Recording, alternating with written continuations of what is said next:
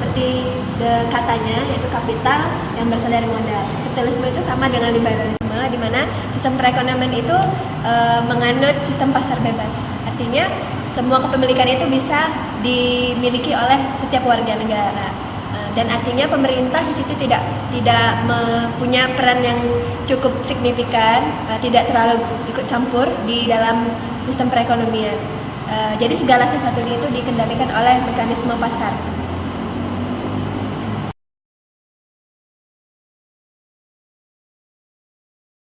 Ya, menurut saya sosialisme itu kebalikan dari si kapitalisme tadi, gitu. Dimana yang tadinya kalau kapitalisme itu terlalu bebas, tidak ada campur tangan pemerintah sama sekali.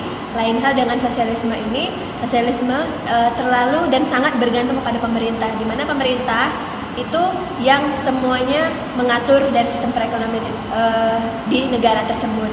Dan artinya tidak ada kepemilikan modal sama sekali pada warga negara, setiap warga negara. Setiap warga negara itu disamaratakan. Artinya kelebihannya di sini dalam sosialisme itu masyarakat itu kesejahteraannya merata. Gitu. Jadi tidak ada sama sekali perbedaan, tidak ada sama sekali kesenjangan perekonomian di sini.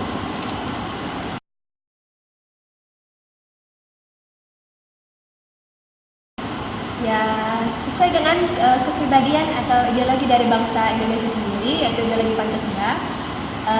Yang kita tahu bahwa Indonesia itu tidak menggunakan liberalisme atau kapitalisme karena tertulis ya di Undang-Undang Dasar bahwa Indonesia itu sendiri sejatinya mendasarkan segala sesuatunya kepada musyawarah mufakat dan juga berlandaskan kepada koperasi yang asasnya itu kekeluargaan.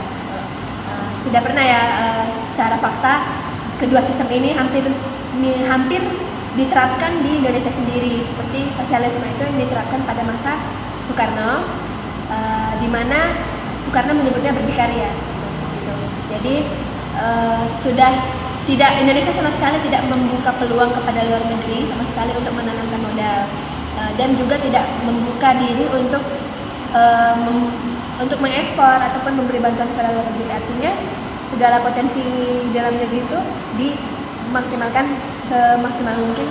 Tetapi kita lihat dari pemerintahan Soekarno banyak gonjang-ganjing di mana-mana sehingga runtuh juga, gitu kan. Dan untuk liberal juga kita lihat ya pada tahun 98 ya 98 ya, itu krisisnya sangat luar biasa di situ. Di mana Presiden Soeharto waktu itu yang menjabat dan Indonesia sebenarnya menganut campuran, tapi pada waktu pemerintahan Soeharto itu sangat condong kepada liberal, gitu. Dimana Presiden Soeharto itu membebaskan semua penanaman modal asing untuk masuk ke Indonesia. Akhirnya Indonesia itu tergantung perekonomiannya pada mekanisme pasar. Jadi pada waktu itu ketika krisis global, perekonomian Indonesia itu nggak kuat, tidak ada sokongan lain selain penanaman modal asing, sehingga hancurlah perekonomian Indonesia itu karena tidak mampu mengatasi gejolak atau dampak dari krisis ekonomi di Thailand. Jadi seperti itu, akhirnya krisis besar-besaran, inflasi meningkat hingga 600%. Ya seperti itulah kejadiannya. Jadi setelah itu baru masa transisi lagi kan. Jadi tidak cocok menurut saya. Dan yang harus diterapkan itu adalah yang berdasarkan asas kekeluargaan, koperasi sesuai dengan ideologi Pancasila.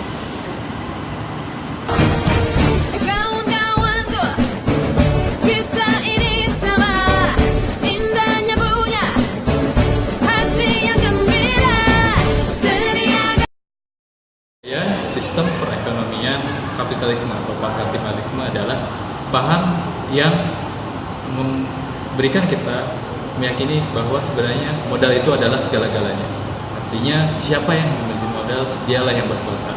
Dan semakin banyak dia memiliki modal, semakin banyak dia memiliki sumber daya, semakin kaya dia. Sementara sebaliknya, ketika seseorang tidak memiliki sumber daya atau modal, maka semakin miskinlah dia, sehingga akan terjadi kesenjangan. Itulah menurut saya apa itu sistem kapitalisme yang meyakini bahwa modal adalah segala-galanya.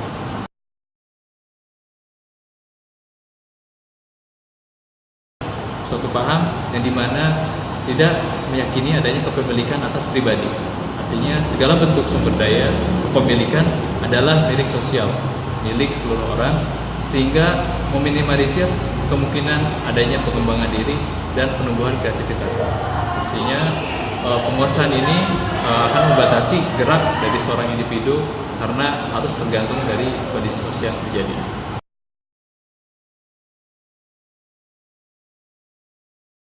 Seperti yang kita ketahui bahwa Indonesia terdiri dari berbagai macam latar belakang. Ada yang berkalangan tinggi, yang memiliki penghasilan tinggi dan rendah. Sehingga apabila kita menerapkan sistem kapitalisme, maka akan banyak kesenjangan di sana sini. Ketika kemiskinan akan semakin merebak dan yang makin kaya hanya untuk kalangan mereka sendiri. Karena kapitalisme ini tidak meyakini adanya pemerataan dan distribusi pendapatan dan modal lainnya. Kemudian mengapa tidak sosialisme? Karena bangsa Indonesia memiliki potensi yang sangat besar, khususnya individunya. Mereka memiliki kreativitas yang tinggi, sehingga perlu banyak pengembangan dari diri mereka sendiri. Sementara sistem sosialisme membatasi pengembangan diri atau individu seseorang, sehingga tidak cocok bagi diterapkan untuk sistem di Indonesia. Namun jika diterapkan, maka akan banyak pemberontakan atau goncangan-goncangan yang menolak karena mereka seakan-akan dikekang tidak bisa berkreasi.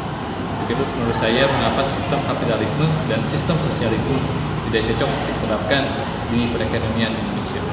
Terima kasih.